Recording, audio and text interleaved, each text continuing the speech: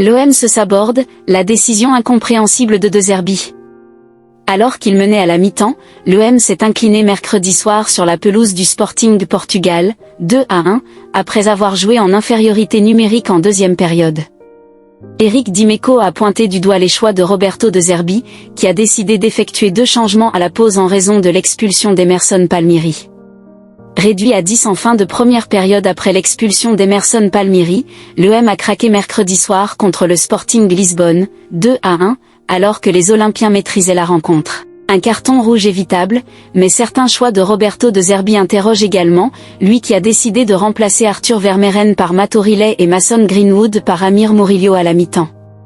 Il sort 2 joueurs, pour moi, c'est incompréhensible. C'est même pas que De Zerbi qui fait ça, tous les coachs, quand ils ont un expulsé, ils se sentent obligés de faire des changements. C'est un truc que je ne comprends pas, même quand ton équipe est bien en place.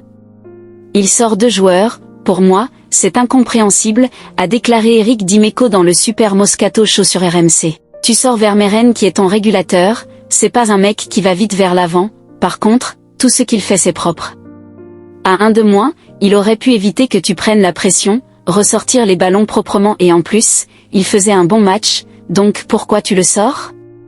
Pour faire entrer Riley qui est un bon joueur aussi, mais c'est dur de rentrer dans un match de Ligue des Champions, laisse les mecs qui ont fait une bonne première mi-temps. Tu as donné le bâton pour te faire battre. Greenwood, tu ne m'enlèveras pas de l'idée que quand il n'est plus sur le terrain, pour l'adversaire c'est plus pareil. C'est un danger de moins, a ajouté l'ancien joueur de l'OM, alors que Roberto De Zerbi a expliqué avoir préféré sortir Mason Greenwood plutôt qu'Igor Pexao pour sa capacité à défendre et attaquer.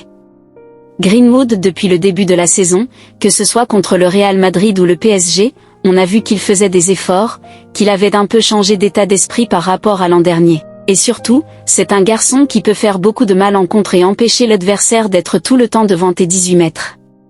Même à 10, je suis persuadé qu'avec la même équipe, tu faisais reculer un peu Pexao, tu le perds pas le match. Tu as donné le bâton pour te faire battre.